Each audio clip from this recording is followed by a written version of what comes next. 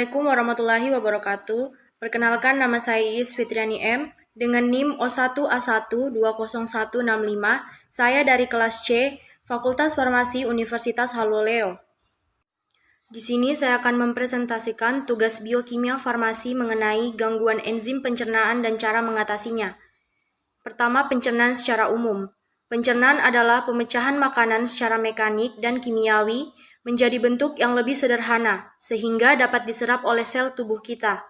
Sistem pencernaan adalah suatu sistem dalam tubuh manusia yang memegang peranan menerima makanan dari luar, mencerna dan menyerap bahan yang dapat diserap, serta mengeluarkan sisa-sisa pencernaan.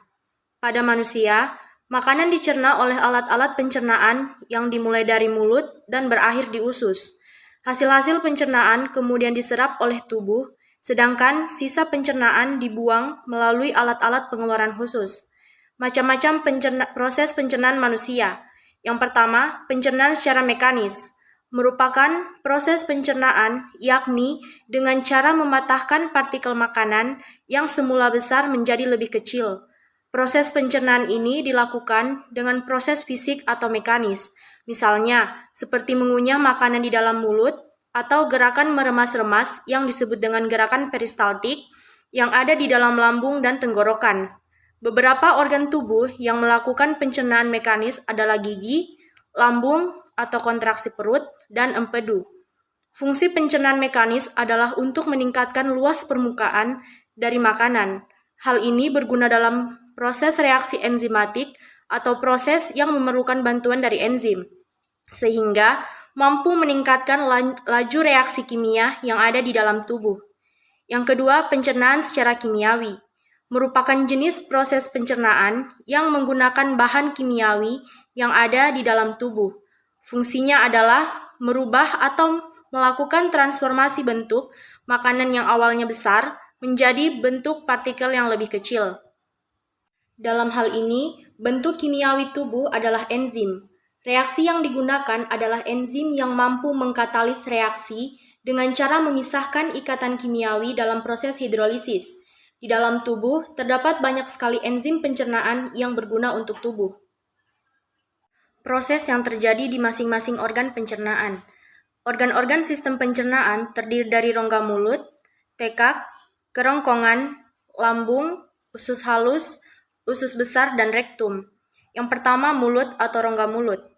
Mulut atau rongga mulut merupakan sistem pencernaan yang akan melakukan proses pencernaan paling awal.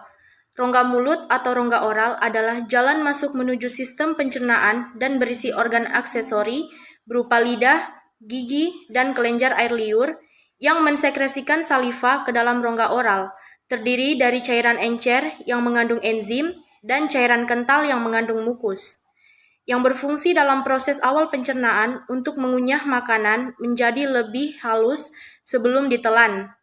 Setelah makanan dikunyah menjadi cukup halus, di saat yang sama pula, enzim yang dihasilkan oleh ludah akan mulai memutus rangkaian-rangkaian polimer di dalam makanan. Setelah makanan yang dikunyah cukup halus, muncul dorongan untuk menelan makanan tersebut.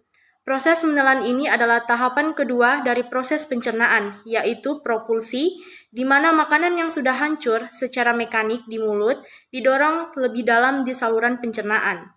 Yang kedua, tekak. Tekak merupakan pertemuan saluran pernafasan antara rongga hidung dengan tenggorokan, dan saluran pencernaan antara rongga mulut dan kerongkongan. Tekak memiliki lubang yang menuju tenggorokan, disebut dan ditutup oleh klep yang disebut epiglotis pada waktu proses menelan. Tekak sebagai saluran pencernaan, yaitu membawa makanan masuk ke dalam kerongkongan. Ketiga, kerongkongan. Kerongkongan berupa tabung otot yang panjangnya sekitar 25 cm, memanjang dari akhir rongga mulut hingga lambung. Kerongkongan juga merupakan saluran berotot tempat lewatnya makanan dari faring ke lambung. Lewatnya makanan melalui esofagus ke dalam lambung dengan proses peristaltik. Pada saat menelan makanan, secara tidak sadar akan dilakukan gerakan peristaltik yang dilakukan oleh otot-otot saluran pencernaan. Pada gerakan peristaltik, otot-otot saluran pencernaan bergerak secara bergantian untuk mendorong makanan ke tujuan berikutnya di saluran pencernaan. Tujuan selanjutnya yaitu lambung.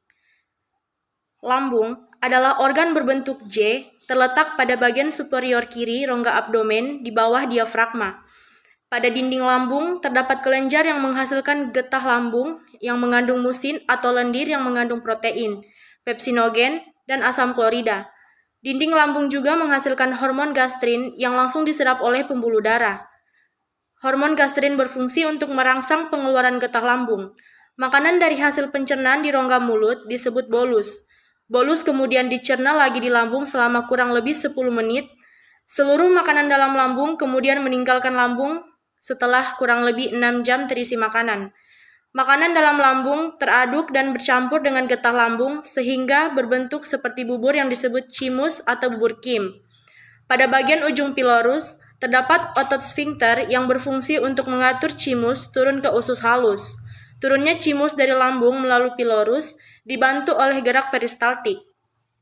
Gerak peristaltik merupakan kontraksi otot-otot lambung di sekitar cim yang dapat menyebabkan cim terdorong menuju usus halus. Usus halus atau intestinum.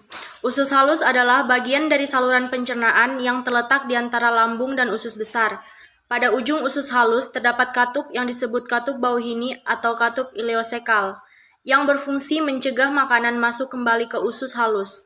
Pangkal usus besar disebut sekum dengan kepanjangan yang disebut rumbai, cacing, atau appendix. Pada usus halus hanya terjadi pencernaan secara kimiawi, yaitu dengan bantuan senyawa kimia yang dihasilkan oleh usus halus, serta senyawa kimia dari kelenjar pankreas yang dilepaskan ke usus halus. Selain itu, disinilah peran usus halus yang siap untuk menyerap makanan-makanan tersebut agar siap dipakai di sel-sel tubuh. Usus besar atau kolon. Usus besar adalah bagian usus antara usus buntu dan rektum. Di usus besar, terjadi penyerapan air dan pembusukan sisa makanan. Ketika masuk ke usus besar, sebagian besar nutrien yang bisa diserap oleh tubuh sebenarnya sudah diserap oleh usus halus. Fungsi utama dari usus besar adalah menyerap sisa air yang ada di feses dan menyimpan feses tersebut sampai siap untuk keluar dari tubuh kita. Selagi menunggu keluar, sebenarnya di usus besar juga tetap terjadi proses pencernaan. Pencernaan di usus besar dilakukan oleh bakteri-bakteri yang hidup di dalam usus besar, yaitu bakteri Escherichia coli. Pembusukan ini menghasilkan gas karbon dioksida, metana, hidrogen, sulfida, merkaptan, indol, skatol, fenol, vitamin H atau biotin, dan vitamin K yang berperan dalam proses pembukulan darah. Dan yang terakhir, rektum atau anus. Bagian kolon paling akhir disebut rektum atau anus yang panjangnya kurang lebih 15 cm. Makanan yang sudah selesai diproses harus dibuang agar tidak menumpuk di dalam tubuh. Di dalam rektum adalah tempat penampungan feses dan anus menjadi organ terakhir untuk membantu pembuangan sisa makanan atau defekasi. Enzim yang terlibat di setiap organ pencernaan dan fungsinya.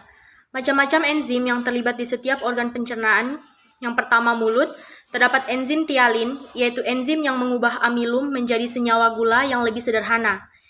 Di lambung, terdapat pepsin, yaitu enzim yang dapat mengubah protein menjadi molekul-molekul yang lebih kecil atau pepton.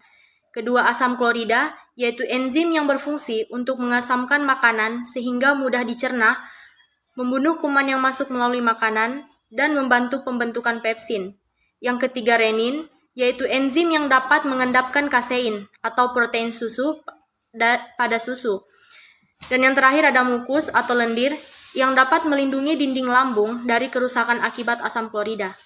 Di usus halus, terdapat sukrose, yaitu enzim yang berfungsi memecah sukrosa menjadi glukosa dan fruktosa.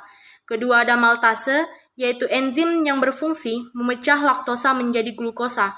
Yang terakhir ada laktase, yaitu enzim yang berfungsi memecah laktosa menjadi glukosa dan galaktosa. Di pankreas, terdapat amilase, yaitu enzim yang dapat mengubah zat tepung menjadi gula, tripsin, yaitu enzim yang dapat mengubah protein atau pepton menjadi asam amino, dan yang terakhir ada lipase, yaitu enzim yang dapat mengubah lemak menjadi gliserol dan asam lemak. Penyakit yang terkait enzim pencernaan dan prinsip penyakit tersebut sehingga menyebabkan kita sakit. Penyakit yang terkait dengan enzim pencernaan adalah salah satunya penyakit atau gangguan pankreas kronis. Pankreatitis adalah suatu peradangan akut mengenai pankreas dan ditandai oleh berbagai derajat edema, pendarahan dan nekrosis pada sel-sel asinus dan pembuluh darah. Pankreatitis juga merupakan proses inflamasi di mana enzim pankreas autodigest kelenjar. Kelenjar kadang-kadang menyembuhkan tanpa gangguan fungsi atau perubahan morfologis. Dalam pankreas kronis, pankreas dan jaringan di dekatnya secara bertahap terluka dan terkikis oleh enzim pencernaan. Ada beberapa pemicu yang menyebabkan enzim pencernaan menyerang pankreas. Yang pertama, kecanduan alkohol menyumbang 70% pankreatitis kronis. Kedua, penyumbatan oleh batu empedu di sepanjang saluran pankreas atau saluran empedu menyebabkan enzim pencernaan kembali ke pankreas dan menggerakkan enzim untuk mulai memakan pankreas. Dan yang terakhir, obat-obatan tertentu, kondisi bawaan, fibrosis kista, kadar kalsium dan lemak tinggi dalam darah, dan kondisi autoimun tertentu juga dapat menyebabkan pankreatitis kronis. Prinsip penyakit pankreatitis kronis yaitu menyebabkan peradangan sehingga akan merusak kelenjar pankreas dan semakin mengganggu fungsinya dalam menghasilkan enzim pencernaan, dan insulin dengan gejala hilangnya nafsu makan, mual dan muntah terus-menerus, dan berat badan turun tanpa sebab yang jelas. Obat untuk mengatasi dan cara kerjanya. Pada penyakit pankreatitis kronis, pengobatannya lebih diberikan obat pereda nyeri untuk bisa menghilangkan rasa sakit, entah itu rasa nyeri yang ringan, sedang, atau berat, seperti obat parastamol hingga obat golongan opioid seperti kodein atau tramadol pada penderita pankreatitis ringan. Namun, bila nyeri perut semakin berat dan tidak membaik dengan pemberian obat-obatan, operasi dapat dilakukan untuk menyingkirkan bagian pankreas yang rusak dan membuka sumbatan yang ada di saluran pankreas. Cara kerja obat untuk menghilangkan rasa nyeri seperti pada golongan opioid bekerja dengan cara menghilangkan reseptor sakit di dalam tubuh. Reseptor sakit ini ditemukan di seluruh bagian tubuh, tapi paling sering berada di sistem saraf pusat dan usus. Jenis obat ini memiliki dosis yang sangat tinggi, sehingga biasa digunakan untuk menghilangkan rasa sakit yang sangat berat. Sekian hasil presentasi dari saya. Lebih dan kurangnya mohon dimaafkan. Wabillahi taufik wal hidayah. Wassalamualaikum warahmatullahi wabarakatuh.